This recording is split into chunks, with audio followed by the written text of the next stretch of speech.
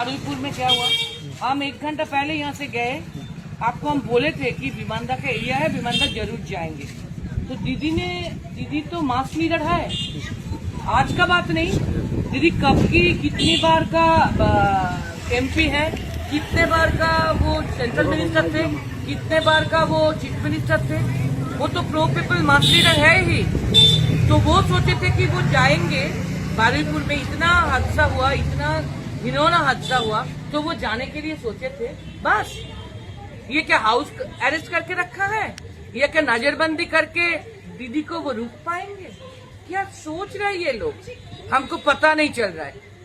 हमको आना पड़ा फिर, क्योंकि इतने सारे पुलिस एडमिनिस्ट्रेशन यहाँ पर खड़ा हो गया। ये पता चल के हमको अचानक बेवजह, इसीलिए हमको इधर आना पड़ा कि क्या हो रहा है। ये जो हो रहा है पुलिस एडमिनिस्ट्रेशन की तरफ से, ये ठीक नहीं है। ये इमरजेंसी नहीं है, सुपर इमरजेंसी चल रहा है। ये ठीक नहीं है, ये एकदम ठीक नहीं है। ये सुपर इमरजेंसी चल रहा है, ये प्रेसिडेंट रूल से भी ज्यादा कुछ चल रहा है।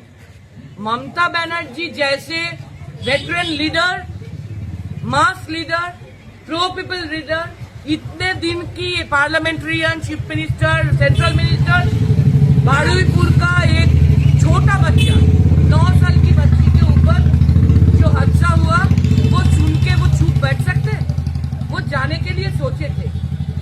इंतजाम होने से पहले ही पुलिस ने पूरा इलाका घेर लिया। ये क्या हो रहा है, हम जानना चाहते हैं। पुलिस एडमिनिस्ट्रेशन के पास हम पूछना चाहते हैं ये हो क्या रहा है। हम कॉन्स्टिट्यूशनल पोस्ट होल्ड करते, as power our Indian constitution, कभी यही हो नहीं सकता। আমরা জানতে চাই এটা কি হচ্ছে। বারুইপুরে একটা এরকম সাংঘাতিক ঘটনা ঘটেছে একটি 9 বছরের বাচ্চার উপরে। আপনারা জানেন আমরা 1 ঘন্টা আগে এখান থেকে বেরিয়েছি। আমি, শোভন দেবদা ছিলাম, অভিষেকও ছিলেন। আমরা এখান থেকে বেরিয়েছি 1 ঘন্টা হয়তো আগে হবে। তো এত বড় বারুইপুরের ঘটনা আপনারা আমায় জিজ্ঞেস করলেন, আমি বললাম বিমানদার এলাকা, নিশ্চয়ই তিনি যাবেন। এবার দিদির মতন একজন জননেত্রী, দিদি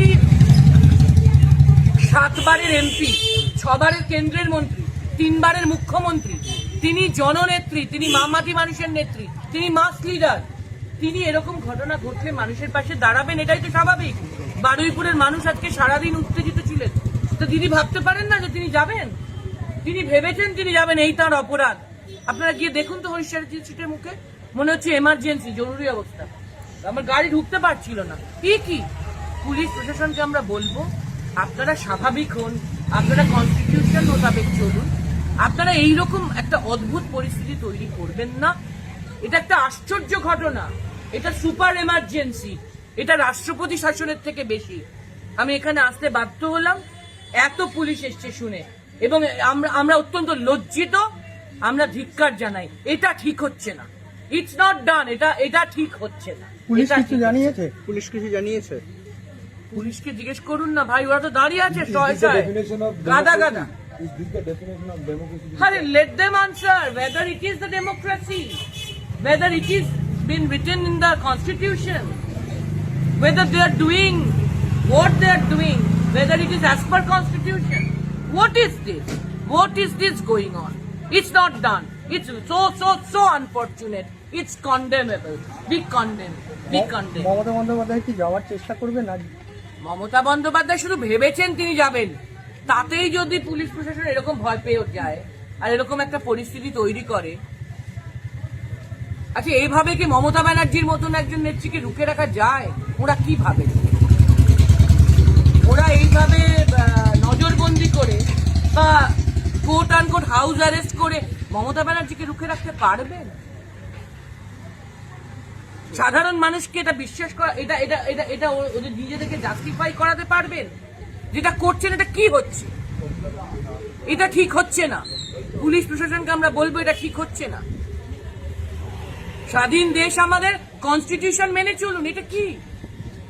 মমতা ব্যানার্জিকে যাওয়ার জন্য তো কোথাও রেস্ট্রিকশন নেই, কোথাও কোর্ট অর্ডার আছে, উনি যেতে পারবেন না। বারুইপুরে একটা ঘটনা ঘটেছে, ওনার মতন নেত্রী যাবেন, এটাই স্বাভাবিক।